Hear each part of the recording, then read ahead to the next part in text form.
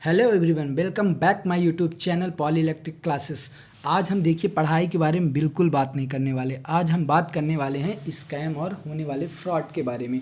जो आजकल ये फ्रॉड चल रहा है उनके बारे में हम बात करेंगे। तो देखिए ये फ्रॉड होता क्या है, सबसे पहले ये जानेंगे कि फ्रॉड होता क्या है, स्कैम होता क्या है।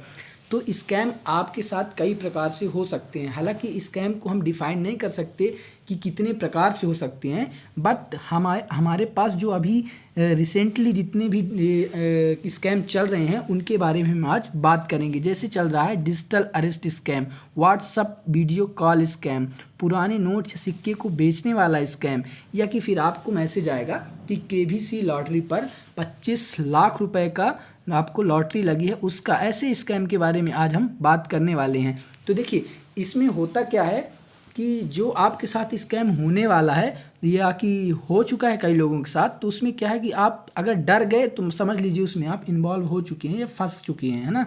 तो हम क्या करेंगे कि पहले जो अपना आजकल अभी अभी जो रिसेंटली में सबसे ज़्यादा चल रहा है जो स्कैम, वो है डिजिटल अरेस्ट। तो देखिए डिजिटल अरेस्ट क्या है, ये वर्ड कहाँ से आया है। ये ऐसा कोई कानून में ऐसा कोई वर्ड है नहीं कि डिजिटल अरेस्ट जैसी व्यवस्था है ही नहीं कानून में। वो केवल और केवल एक फ्रॉड है, झूठ है, जो बदमाशों द्वारा एक रची हुई साजिश है। मतलब इसमें करते क्या है, वो काफ़ी सारा इसमें अपना एक्सपीरियंस लेके बैठे हैं आपको ठगने के लिए, है ना। मतलब आपका पैसा ऐंठने के लिए काफ़ी सारा एक्सपीरियंस लेके बैठे हैं। वो करेंगे क्या, इसमें आपको एक कॉल आएगा वहाँ से, अननोन नंबर से आपको व्हाट्सअप कॉल आएगा, या कि फिर आपको एक सिंपल सा कॉल आएगा। उसमें बोला जाएगा आपने इस साइट पे जाकर पोर्नोग्राफी देखी है या कि कुछ और भी अलग चीज़ें उसमें देखी है जो आपका इतना डेटा कंज्यूम किया, और एग्जैक्ट आपका पूरा डेटा बता देंगे, इतना डेटा कंज्यूम किया और ये साइट में आप पे जाके सर्च किया है। ये सुन के आप खुद डर जाएंगे कि मैंने तो ये देखा है बट इसको कैसे पता चल गया, है ना। तो वो क्या करेंगे कि आपसे बोलेंगे अगर क्योंकि आपने इस साइट पर जाकर ऐसी पोर्नोग्राफी देखी है और कुछ भी चीज़ें देखी है, तो आपने इतना डेटा खर्चा किया है। अगर आप और आपके ऊपर धारा इतने इतने के तहत इतने केस इस थाने में चल रहे हैं, और अगर आप इस केस को हटवाना चाहते हैं तो इतने रुपए हमें सेंड कर दीजिए ताकि हम यहाँ से इस केस को समाप्त कर देंगे।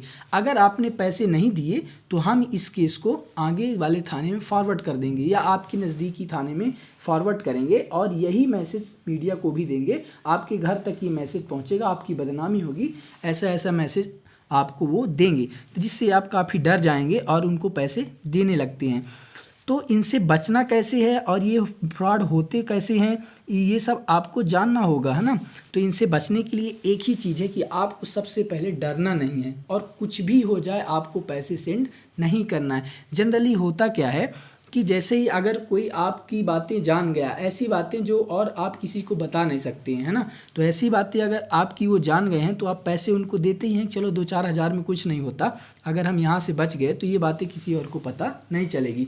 तो सबसे पहले अपने माइंड में ये एक चीज़ जान लीजिए कि पैसे ऑनलाइन अनजान व्यक्ति को बिल्कुल नहीं देना है। कुछ भी हो जाए आपको केवल पैसे नहीं देना है। अगर आप एक बार पैसे दिए तो वहाँ से आप फंसते चले जाओ, क्योंकि आप तो ज़्यादा अंदर से डरे हुए हो। इन चीज़ों को मैं इसलिए बता रहा हूँ क्योंकि मैंने खुद इन चीज़ों को हैंडल किया है। मेरे साथ हुआ नहीं, बट मैंने जिसके साथ हुआ है उसको तो मैंने देखा हुआ है, उसको हैंडल भी किया हो। ये कहानी मैं आपको कुछ ही देर में बताने वाला हूँ। जो 2-3 स्कैम मैंने देखा है और उन चीज़ों को हैंडल किया है, मैं आपके साथ ये शेयर करने वाला हूँ। तो देखिए एक तो अपना ये डिजिटल अरेस्ट का हो गया। डिजिटल अरेस्ट में अरेस्ट कैसे करते हैं, है ना, ये डिजिटल अरेस्ट है जो नाम। तो इसमें अरेस्ट कैसे करते हैं, अगर देखिए फिजिकली अरेस्ट होता है आदमी कोई पुलिस थाने में जाकर, तो पुलिस क्या करती है, उसको जाके अरेस्ट करके थाने में जेल में बंद कर देती है ना। लेकिन डिजिटल अरेस्ट क्या होता है कि जो फ्रॉड कॉल आपको आया हुआ है वो क्या करेगा कि आप जैसे एक कमरे में बैठे हुए हैं, है ना, तो वो पहले सारी बातें आपको बता देगा कि आप क्या हो कि ऐसा ऐसा काम कियो, और आप अगर ये केस को ख़त्म करना चाहते हो तो इतने रुपए दो। और इसके पहले आप क्या करो कि जब पहले आपको डरा देगा, उसके बाद बोलेगा कि आप अपना कमरा बंद कर लो, आपको किसी से बात नहीं करनी, किसी दोस्त से बात नहीं करनी है, बस मैं जो बोल रहा हूँ उसको आप ध्यान से सुनो और उसी पर चलो, है ना। ऐसा आपको बोलेंगे क्योंकि आप तो डरे हुए हैं, जो वो बोलेगा आप करेंगे। तो क्या करेंगे, आप अपना दरवाज़ा बंद कर लेंगे। इसका मतलब ये हो आप वहाँ फिक्स हो गए, दरवाजे के बाहर जा नहीं सकते, कमरे के बाहर जा नहीं सकते, तो वो आप डिजिटली अरेस्ट हो चुके हैं, है ना। तो ऐसे डिजिटली अरेस्ट कर लिया। लेकिन इन डिजिटल अरेस्ट से आपको बचना कैसे है? आपको फंसना बिल्कुल नहीं है, घबराना बिल्कुल नहीं है। देखिए 3 चीज़ आपको करनी। सबसे पहले आपको रुकना नहीं है, बिल्कुल उस पर एक्शन लेना है, डरना भी नहीं है, एक्शन लेना है। कैसे? कॉल आते ही रुके, घबराएं नहीं, शांत रहें, जल्दबाजी में कोई भी कदम ना उठाएं, किसी को अपनी व्यक्तिगत जानकारी ना दें, संभव हो तो स्क्रीनशॉट लें और रिकॉर्डिंग जरूर करें। ठीक है। दूसरा चरण क्या है? सोचिए कोई भी सरकारी एजेंसी, पहले ऐसा सोचिए कि क्या कोई भी सरकारी एजेंसी या पुलिस वाला ऐसा है जो आपसे ऑनलाइन रिश्वत ले सकता है? कभी नहीं। आप ऐसे ही अगर कहीं मान लीजिए चालान के तौर पर आप कहीं फंस गए, चालान कटवाना चाहते हैं, अगर आपके पास कैश नहीं है तो ऑनलाइन ट्रांजेक्शन होता है क्या? नहीं होता। तो आपको ये भी याद रखना है कि कोई भी सरकारी कर्मचारी कभी भी आपसे ऑनलाइन ऑन रिकॉर्ड पैसे नहीं लेता। वो अगर वो चलिए एक बार घूस भी ले रहा है तब भी ऑन रिकॉर्ड पैसे नहीं लेगा वो, है ना, कैश ही लेता है। तो आपको ये मेंटल माइंड में रखना है कि कोई भी सरकारी कर्मचारी या कोई भी जो गवर्नमेंट का एम्प्लॉय है वो आपसे ऑनलाइन पैसे नहीं ले सकता। तो अगर आपको डर लगता है तो समझिए कुछ गड़बड़ है। तीसरा चरण क्या करेंगे? आप एक्शन लो। कैसे? या तो साइबर हेल्पलाइन में 1930 में डायल करें, या कि फिर क्या करें, नज़दीकी पुलिस थाने में जाके सूचित करें वहाँ से, है ना। आपको डरना बिल्कुल नहीं है। दूसरा फ्रॉड कॉल कैसा होता है? दूसरा फ्रॉड कॉल होता है वीडियो कॉल। देखिए अभी जो मैंने डिजिटल अरेस्ट का और ये वीडियो कॉल की बातें है ना, ये बिल्कुल मैंने देखा है, आंखों देखा, आपने बताऊंगा, और ये स्टोरी मैं आपको ये समझाने के बाद में बताता हूँ, है ना। तो देखिए वीडियो कॉल में क्या होता है, किसी एक अननोन नंबर से आपको कॉल आता है व्हाट्सएप पे, और वो वीडियो कॉल रहेगा। तो वीडियो कॉल में क्या होगा कि जो सामने जेंडर चेंज, मतलब कि आप अगर मेल हैं तो आपको फीमेल का फ़ोन आएगा, और वो फीमेल बिल्कुल कपड़े पहने नहीं रहेगी, है ना, बिल्कुल न्यूड रहेगी, और आपने उसका कॉल उठाया, और कॉल उठाते ही उसने क्या है कि कपड़े तो पहने हुए नहीं है, और कॉल आपका 2-4 सेकेंड चल गया, 4 सेकेंड, 5 सेकेंड, 10 सेकेंड, या कि आप हो सकता है आप 10 मिनट भी चला लें, है ना। तो ऐसे में क्या होता है कि आप ऑन स्क्रीन आ चुके हैं, और उसके साथ वो फिर क्या करेगी, तुरंत वीडियो कॉल अपना कट करेगी, और आपको तुरंत वही, क्योंकि स्क्रीन रिकॉर्डिंग तो चल ही रही हुई उसकी, और वो स्क्रीन रिकॉर्डिंग आपको सेंड करेगी। उसके बाद ब्लैकमेल करना शुरू हो जाएगी कि अगर आपने पैसे उसको नहीं दिए तो ये वीडियो आपके फैमिली में जाएगी, ये वीडियो सोशल मीडिया पर उसने अपलोड कर देगी, यूट्यूब पे अपलोड कर देगी, और आपकी बदनामी होगी। ऐसा सुनते ही आप क्या करेंगे, आप काफ़ी डर जाएंगे, काफ़ी डर जाएंगे, और क्या करेंगे कि अगर वो आपसे 5,000 मांगी है, आप भले ही स्टूडेंट हो या कोई भी हो, क्या करेंगे, 5,000 दे देंगे। चलिए अगर इस 5,000 से हमारी बदनामी रुकती है तो हम इसे रोक लेते हैं, ऐसा सोच के उसको 5,000 दे देंगे। लेकिन यही नहीं, वो 5,000 में रुकने वाली नहीं है, उसके बाद वो 10,000, 15,000, आपसे जितने पैसे ले सकती है वो लेगी। ठीक है। तो अगर ये सोचिए, अगर एक बार आपने गलती से कॉल उठा भी लिया, चलिए, और आपकी रिकॉर्डिंग हो भी गई, तो आपको करना क्या है, घबराना बिल्कुल नहीं है, डरना बिल्कुल नहीं है, सीधे सीधे उसको बोल देना तो आपको जो करना है करो, है ना, क्योंकि आपकी भी इसमें गलती बिल्कुल नहीं है, तो आपको डरना बिल्कुल नहीं है। तो ऐसे में क्या होगा, जैसे आप देखिए, अगर आपको ये डर है कि वो वीडियो यूट्यूब पे अपलोड करेगी या कहीं और करेगी अपलोड सोशल मीडिया पे, तो वो बिल्कुल नहीं करने वाली। क्यों? क्योंकि यूट्यूब पे ऐसी वीडियो एक्सेप्ट ही नहीं होती। तो पहली बात, यूट्यूब में वीडियो अपलोड हो ही नहीं सकती। दूसरी बात, वो केवल वीडियो आप ही को सेंड कर सकती है ना, और किसी को नहीं। क्यों? वो अगला इंसान जानता है कि इसमें मैं हूँ और तुम हो, तो ये वीडियो अगर तुम किसी को सेंड कर रहे हो तो तुम्हारी भी बदनामी होगी, तो उसको तो कंफर्म है कि आप ये वीडियो किसी को शेयर नहीं करेंगे, क्योंकि इसमें आप भी हैं। तो और वो अपना वीडियो और किसी को शेयर कर नहीं सकती, है ना। तो ये सोचने वाली बात है कि इसमें उसका भी लॉस है और आपका भी लॉस है, तो आप भी किसी को शेयर नहीं करेंगे और वो भी शेयर नहीं करेगी। ये केवल और केवल आपको डराने के लिए था। ठीक, तो आप क्या करेंगे, सबसे पहले अगर अननोन कॉल से वीडियो, इससे बचने के लिए, अगर आपको कोई अननोन कॉल से वीडियो कॉल आता है, तो अगर आपको फ़ोन पिक करना है तो सबसे पहले अपना कैमरा हाथ से ढक लें, बंद कर लें, फिर उसके बाद कॉल रिसीव करें। अगर आप पहचानते हैं कि वो नोन पर्सन है तो आप कॉल पे बात कर सकते हैं, नहीं है तो आप कॉल कट करिए, बिल्कुल नहीं उठाइए। ठीक है, ये रहा वीडियो कॉल की बातें। अब देखिए, एक बहुत पुराना था ये, हालांकि ये स्कैम बहुत पुराना हो चुका है, बट हो सकता है कभी कभी आ भी जाता है ना। तो ये लॉटरी वाला तो हालांकि सभी कोई लगभग जानते हैं कि ये लॉटरी वाला फ्रॉड ही है। केबीसी से आप केबीसी से आप क्या किए हैं, इतना अमाउंट जीत लिए हैं, तो आप इसको अपने अकाउंट में क्रेडिट कराने के लिए क्या करें, इस नंबर पर कॉल करें या इस लिंक पर टच करें। तो यहाँ बात होती है इस नंबर पे कॉल करना या लिंक पर टच करना। तो ऐसा कुछ भी नहीं करना है। सबसे पहले आपको अगर व्हाट्सएप पे कोई भी लिंक आती है तो उस पर ऐसे ही टच नहीं करना, उस लिंक के अंदर ऐसे ही नहीं जाना। क्यों? क्योंकि आप जैसे ही उस लिंक पर टच करते हो तो आपका सारा इन्फॉर्मेशन उस थर्ड पार्टी के पास चला जाता है ना। तो आपको ऐसी वैसी लिंक पर कहीं भी टच नहीं करना है, ठीक है। तो इसके बाद देखिए कि एक ये भी पहले का ही, जैसे कि 5 रुपए का नोट है तो मिलेंगे इतने रुपए, इतने लाख रुपए बेचोगे तो, है ना। हालांकि ये स्कैम बहुत भी पुराना है, बट इस समय फिर से ट्रेंड में है। आपके या तो व्हाट्सएप पे मैसेज आएगा या टेक्स्ट मैसेज आएगा या फ़ोन कॉल आएगा, है ना, कि आपके पास अगर पुराना नोट्स या पुराने सिक्के हैं तो आप इन्हें बेचकर इतने रुपए पा सकते हैं, ठीक है।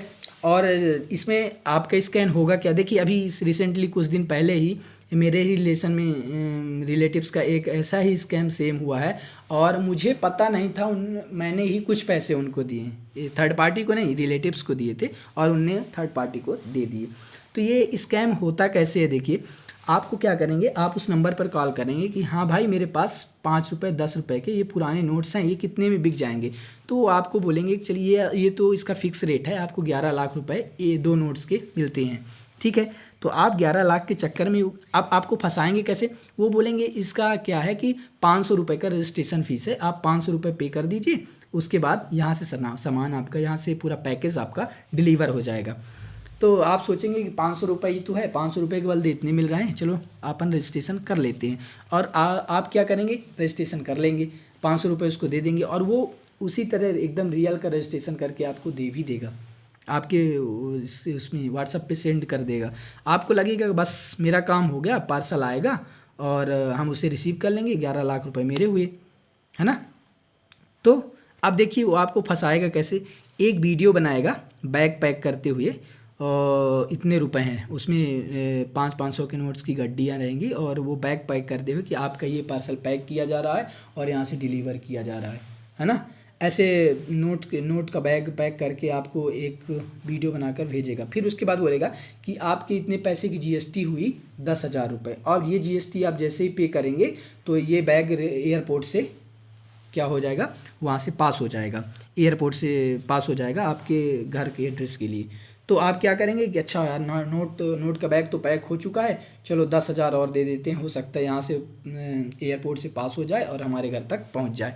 तो इस तरह आप क्या करेंगे, वो 10,000 भी दे दिए, है ना। अब जैसे ही एयरपोर्ट से पास हो गया, वो फिर तीसरा कॉल आएगा कि आपका पैसा आरबीआई के द्वारा पकड़ा गया है। तो यहाँ पर जब पूरा आपका बैग पकड़ा गया है तो इसके लिए आप क्या करेंगे कि आप 5,000 और दे दीजिए, तो यहाँ इनको हम 5,000 दे के आपका बैग आपके पास ट्रांसफ़र कर देंगे। ऐसे छोटे छोटे अमाउंट आपसे लेते रहेंगे, और तब तक लेंगे जब तक आप देते रहेंगे। जैसे ही आप देना बंद कर दिए या कुछ बातें हो गई तो आपको गालियाँ देने लगेंगे, और आप भी उनसे गाली गलौज करने लगेंगे। तो ऐसे जो फेक फ्रॉड स्कैम हैं, इनसे आप क्या है, बच के रहना है। किसी भी हालत में पैसे किसी भी अननोन पर्सन को सेंड नहीं करना है, क्योंकि कई बार अगर फ्रॉड कॉल में आप पैसे सेंड भी करते हैं, फ्रॉड नंबर में पैसे सेंड भी करते हैं, आपका अकाउंट भी ब्लॉक हो जाता है, कई चीज़ों में समस्याएं भी हो जाती है। इतने प्रकार के फ्रॉड हो सकते हैं कि आप उसके बारे में सोच भी नहीं सकते हैं। ये तो ऐसे फ्रॉड हैं जो हो चुके हैं, उनके बारे में हम आपको बता रहे हैं, लेकिन ऐसे ऐसे फ्रॉड अभी उनके पास तैयार हैं जिनके बारे में आपने कभी सोचा नहीं है।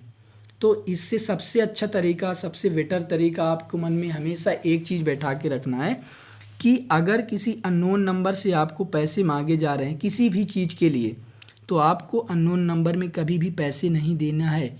और कोई भी जानकारी ले रहा तो पहले उससे पूछना है किसकी जानकारी है क्या नहीं है, उसके बाद ही आगे बढ़ना है। सपोज दैट आपको एक डिलीवरी बॉय का फ़ोन आता है और वो बोलता है आपका ऑर्डर है, आपका वो नाम भी जान रहा है, आपका नाम पुकार के बोलेगा क्या आपका ऑर्डर है आज का, आप बोलेंगे हाँ मेरा ऑर्डर है, तो बस वहाँ फंस गए। वो बोल देगा इसमें ड्रग्स मिला है, फिर आप शॉक हो जाओगे, और वो बोलेगा मैं पुलिस ऑफिसर बोल रहा हूँ, इसमें ड्रग्स मिला है आपके ऑर्डर पे। आपके खिलाफ इतने 370 के खिलाफ आपके केस चल रहा है, कोई भी जो भी धाराएं हों उनके खिलाफ आपके ऊपर इतने केस लग चुके हैं। अगर आप इसको ख़त्म करना चाहते हैं तो इतने पैसे दीजिए। ऐसे कर करके आपके पास कितने भी फ्रॉड हो सकते हैं। बस आपको इन सभी चीज़ों में वही एक सेम बात याद रखनी है, किसी भी अननोन पर्सन को आपको पैसे नहीं ट्रांसफ़र करने हैं। ठीक है। अब देखिए, जो मैंने आपको ये बात बोली थी कि आपको लास्ट में वो कहानियाँ बताऊंगा जो इस फ्रॉड कॉल से संबंधित है। तो वो एक कहानी ये है कि एक हमारा ही स्टूडेंट था, उसको यही डिजिटल अरेस्ट का एक केस हुआ था उसके साथ, कि उसको एक कॉल आया था और उस कॉल में उसको बोला गया था कि आपने ऐसी ऐसी साइट्स पर जाकर वीडियो सर्च की है और आपने देखा है, अगर आपके खिलाफ इतने केस चल रहे हैं, इस थाने में चल रहे हैं, अगर आप पैसे नहीं दिए तो ये केस आपके घर भी जाएगा, आपके मम्मी पापा को बताया जाएगा, आप सोशल मीडिया पर सबको बता दिया जाएगा, तो आपकी इतनी ऐसी ऐसी बदनामी होगी। अगर आपको इस चीज़ से बचना है तो आप सबसे पहले 5,500 रुपये दीजिए, जिससे ये केस ख़त्म कर दिया जाए। अब वो ठहरा स्टूडेंट, उसके पास 5,500 ही थे। हालांकि मान लीजिए 10-15 हज़ार थे, क्योंकि स्कॉलरशिप से उसने बचा रखा था। तो जितने भी पैसे थे उसने जितनी बार मांगा, उसने जितने पैसे थे उसके अकाउंट में उसने ट्रांसफ़र कर दिया। फिर उसके बाद उसने बोले 3 केस और हैं अभी 3 थाने में, उनको भी ख़त्म करने के लिए वो भी पैसे मांग रहे हैं। फिर वो और कहीं से पैसे लेकर उनको दिया पैसे। फिर उनकी भी अब भी भूख ख़त्म नहीं हुई थी। उसके बाद उनने क्या किया कि वो बोले कि अगर आप अभी इतने 3 थाने में जो केस पेंडिंग है उनको भी अगर ख़त्म करना चाहते हैं तो कहीं से भी 30,000 दीजिए, इसके बाद सारे केस ख़त्म हो जाएंगे। अब उसके पास 30,000 कैसे आए? वो बच्चा रो रहा था। उसको जब मैंने देखा तो मेरे को ऐसा लगा कि ये अब क्या करेगा। हालांकि मुझे उस समय पता नहीं था, बहुत पूछने के बाद उसने बताया, हाँ मेरे साथ ऐसा ऐसा हुआ है। फिर मैंने उससे बोला कि अब अगर कॉल आए तो मेरे से बात कराना, और उसने मेरे से बात कराई। मैंने बात की उससे, तो जैसे ही बात की और 2 मिनट मैंने बात की, क्योंकि हालांकि मैंने पहले से डिजिटल अरेस्ट का ये केस सुन रखा था न्यूज़ पे, तो मैंने उससे बात की, सीधी यही बात की, और वो गाली गलौज पे उतर आया। वो बच्चे को तब भी यकीन नहीं हो रहा था, क्योंकि उसने मेरे जाने के बाद उसने वापस से कॉल किया और बोला कि ये जिस आदमी से तुमने बात कराया है वो तुम्हें बर्बाद कर देगा, तुम्हें जैसे अफवाह के बारे में बता रहा है वो उलझा देगा तुमको, और 30,000 के चक्कर में तुम्हारी लाइफ बर्बाद हो जाएगी।